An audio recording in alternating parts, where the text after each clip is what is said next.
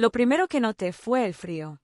No el dolor, ni siquiera la sangre, sino la baldosa fría que me presionaba la mejilla, arrancándome el calor de la piel como si tuviera derecho a ello. El sabor a metal me cubría la lengua, denso y penetrante. Intenté respirar, y el dolor me recorrió las costillas como bengalas de advertencia. Parpadeé, con la vista borrosa y clara a oleadas, hasta que vi sus zapatos. Los zapatos de Declan, a pocos metros de mi cara. No hablaba, no ayudaba. Solo se quedó allí un momento, como si tuviera un lugar mejor donde estar.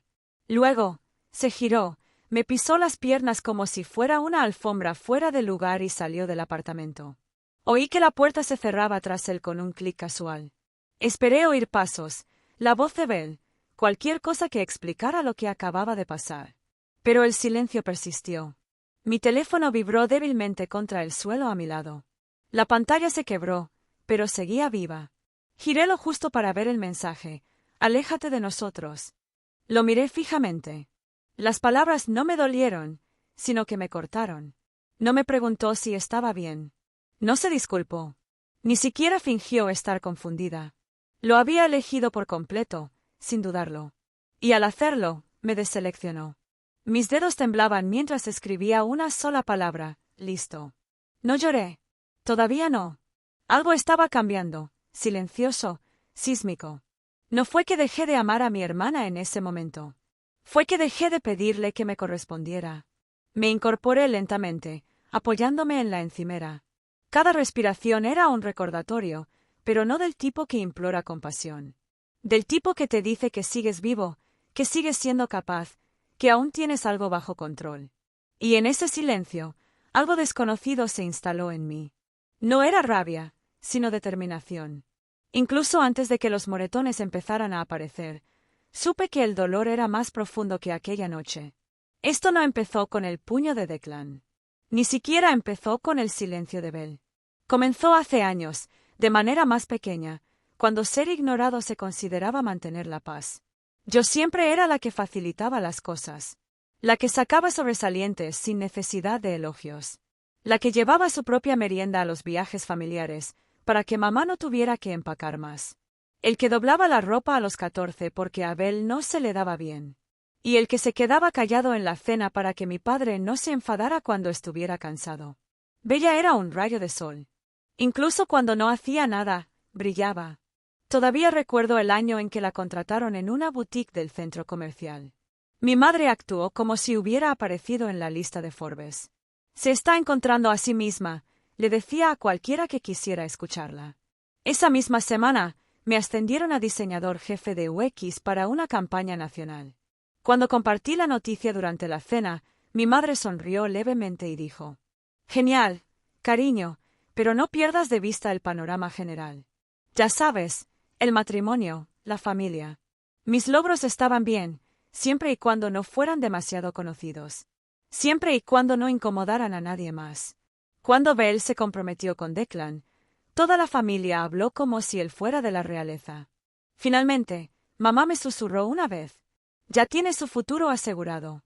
Ahora solo necesitamos encontrar a alguien para ti».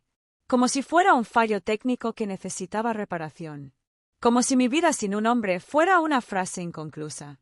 Ahí fue cuando realmente lo entendí. Yo no era su hija. Era su plan B, su apoyo, su contacto de emergencia. Aquel en quien podían apoyarse cuando las cosas se desmoronaban e ignorar cuando no. Dejé que pasara. Me fui haciendo cada vez más pequeño, hasta que solo quedó la versión de mí que mantenía todo funcionando. Pero cuando sentí esa baldosa contra mi mejilla, cuando mi hermana me dijo que me alejara, me di cuenta de algo que se quebró a través de años de condicionamiento. Había sido construido para ser olvidado. Y finalmente estuve lista para desaparecer en mis propios términos. Volví a coger el teléfono. Esta vez no para responder, sino para comprobar algo más. La preaprobación de la hipoteca seguía en mi bandeja de entrada. Pasé de largo los términos resaltados. El campo de firma digital ya estaba marcado con mi nombre. Casi lo había olvidado. Casi. Todo empezó hace meses, cuando Belle y Declan acudieron a mí, presas del pánico por su financiación. Ya les habían denegado una vez. El crédito de Declan era un desastre. De 2 emprendimientos anteriores que quebraron en un año, Bell trabajaba como freelance, ingresos esporádicos y registros fiscales inconsistentes. Necesitaban a alguien estable, sólido, alguien seguro. Me necesitaban a mí. Solo necesitamos tu nombre en el papeleo. Bella había dicho eso, con su voz tranquila, como si no fuera una gran petición. No serás responsable a menos que algo salga mal. Algo siempre sale mal. Ayudé de todos modos. Me reuní con Declan para revisar su informe crediticio y explicarle cómo impugnar las cobranzas y negociar acuerdos. Incluso los conecté con un asesor hipotecario de confianza. Adelanté el depósito de la mudanza cuando el primer pago de Bell se retrasó. Sin plan de pago, sin contratos, solo fe, solo familia. Cuando expresé mis dudas con suavidad y cuidado, Bell las ignoró. Estás siendo dramático. Es solo papeleo. Declan se rió y chocó su cerveza con la mía. Eres como la tercera rueda que realmente necesitamos. En ese momento, me dije que era un cumplido. Que ser necesitado era una forma de amor. Que lo que daba volvería cuando importara. Pero ahora, de pie en mi apartamento, con las costillas doloridas y la cara todavía hinchada, veía cada detalle de manera diferente. Cada favor, cada firma, cada dólar. No nos había acercado más. Me había atado, no como hermana, sino como un activo. No esperaban que apareciera. Habían construido su vida asumiendo que lo haría. Cerré el correo electrónico de la hipoteca y abrí otra pestaña, la página de inicio de sesión del banco. El préstamo aún no estaba finalizado, y mi nombre seguía ahí. Todo empezó con una pregunta. A eso vuelvo una y otra vez. Solo una pregunta. Estábamos en mi cocina, ultimando los planes para la cena después de revisar juntos el presupuesto de la boda. Declan había sugerido reducir el equipo de catering a solo 2 personas para ahorrar dinero, a pesar de que la lista de invitados se había duplicado recientemente. Dije suavemente: ¿estás seguro de que es inteligente? Ese tipo de atajos podría salirte más caro después. Bell se tensó inmediatamente. Camille, lo tenemos bajo control. No presioné, solo asentí. Pero Declan debió haberme dado algo en la cara. Lo dudo. Quizás fue suficiente. Golpeó la palma de la mano contra la encimera y espetó. ¿Crees que solo porque ganas más dinero puedes juzgar todo lo que hacemos? Me quedé congelado. Eso no es lo que yo. Él se acercó más. ¿Crees que eres mucho mejor que nosotros? Siempre lo he hecho. Su voz se hacía cada vez más fuerte y más caliente. Instintivamente di un paso atrás y choqué con la isla que estaba detrás de mí. Miré a Bell, esperando que dijera algo para tranquilizarlo, como siempre. Pero no lo hizo. Luego vino el empujón. Golpeé la encimera con fuerza, el borde se me clavó en las costillas. Jadeé, aturdido. Pero antes de poder reaccionar, me dio un puñetazo cerrado en la boca. El sabor de la sangre llegó al instante. El mundo se desmoronó. Y entonces me encontré en el suelo, y las baldosas subieron corriendo para encontrarme. Pero eso no es lo que más recuerdo. Lo que recuerdo es a Bella parada allí, mirando, sin moverse, sin gritar su nombre ni correr hacia mí, simplemente quieta, como si estuviera sopesando algo. Cuando se fueron, me quedé abajo unos segundos o minutos, no lo sé. Finalmente, cogí mi teléfono. Meraye contestó al segundo timbre. Camila, no pude hablar. Solo lloré. Cuando finalmente le dije a gritos lo que había pasado, cada palabra, cargada de vergüenza e incredulidad, ella no dudó. Esto no es un malentendido, dijo, con voz aguda y clara. Es una agresión y debes denunciarlo. Ella se quedó hablando por teléfono mientras yo me ponía de pie y me dirigía al espejo del baño. Mi reflejo no se parecía a mí, pero ya era hora de que lo hiciera. A la mañana siguiente, me moví como si fuera de cristal, lento, cuidadoso, deliberado. Cada parte de mi cuerpo protestó, pero mi mente nunca se había sentido más clara. No había niebla, no había duda. Abrí mi portátil e inicié sesión en el portal del banco. El expediente de la hipoteca estaba arriba del todo, marcado como pendiente. $820,000 aprobados condicionalmente, CEO firmados por mí. Me quedé mirando la pantalla un buen rato. Mi nombre estaba en todas partes, en la preaprobación, en el desglose de responsabilidades, en el plan de pagos. Yo lo había hecho posible, sin mí. Eran una pareja. Con ingresos inconsistentes y un historial crediticio que parecía una advertencia, comencé el proceso de revocación. No fue un simple clic. Fueron 3 pasos de verificación, una notificación telefónica y un mensaje de advertencia en rojo. Esta acción podría resultar en la cancelación del contrato de préstamo. Proceda solo si comprende las consecuencias legales y financieras. Hice clic sí. Apareció otra ventana emergente. ¿Estás seguro? Sí. Siguieron las preguntas de seguridad, el nombre de mi primera mascota, el apellido de soltera de mi madre. Esa me dolió. Luego llegó la pantalla final, un formulario legal, seco y clínico.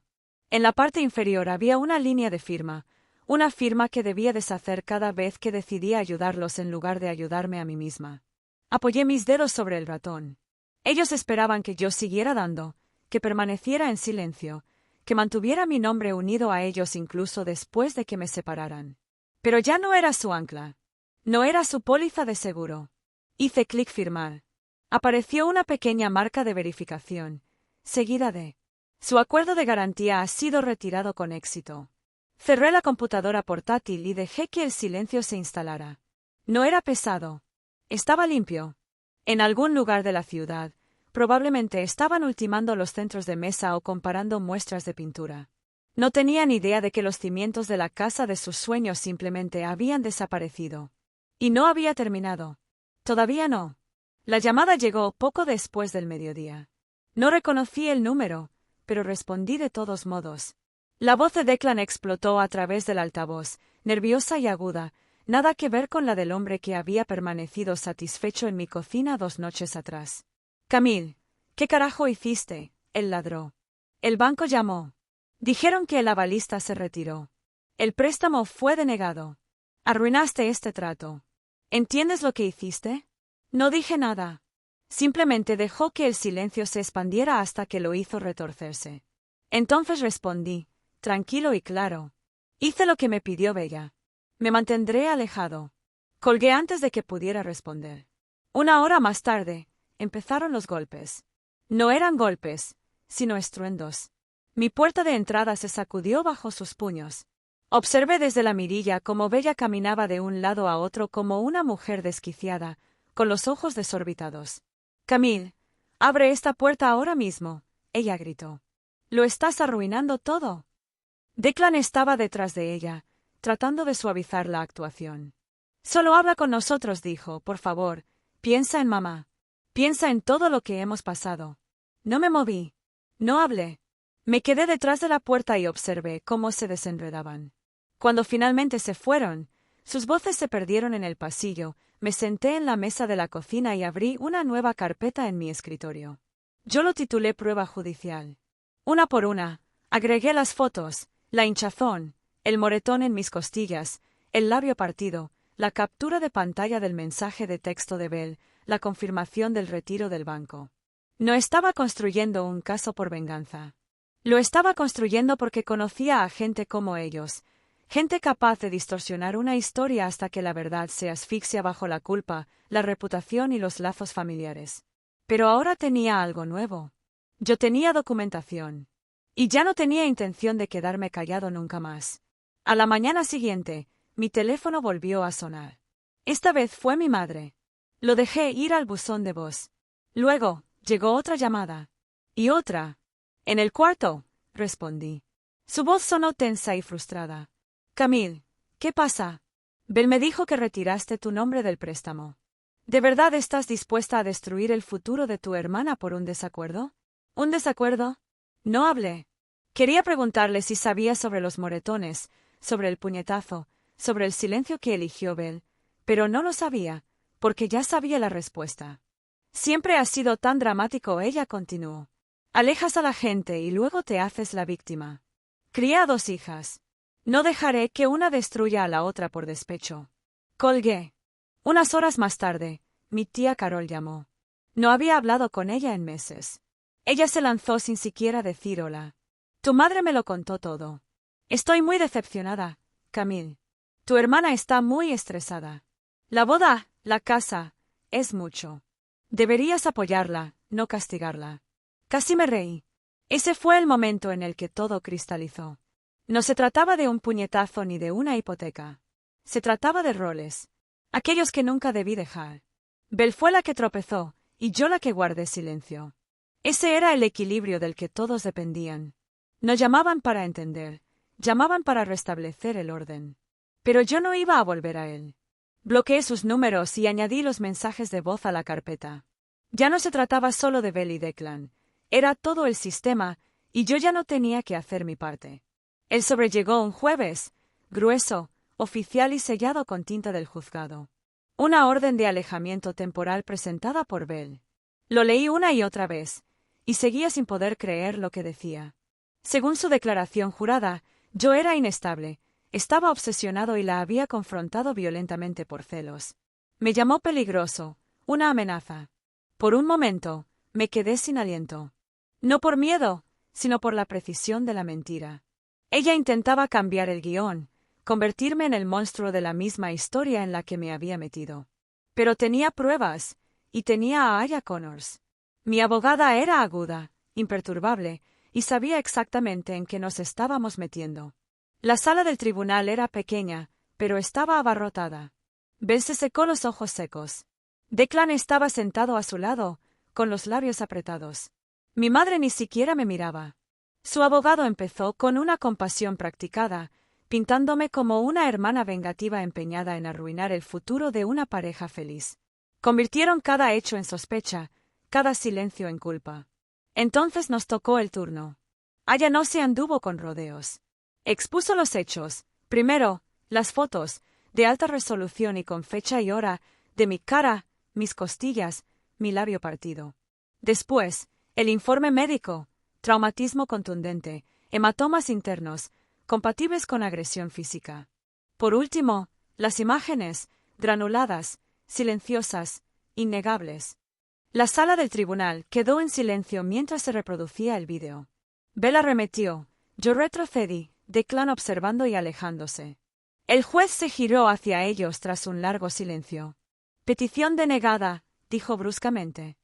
Y considérese afortunada, señorita Reyes, de no presentar cargos. No hablaron. No pudieron. No lo celebré. Simplemente recogí mis cosas, saludé a Aya con la cabeza y salí con Meraye. Pero el pasillo no estaba vacío. Todavía no. Me esperaba justo afuera de la sala, con los hombros tensos y el rímel corrido, como si quisiera que pareciera accidental. Sus ojos se encontraron con los míos y, por primera vez, no había rastro de certeza en ellos.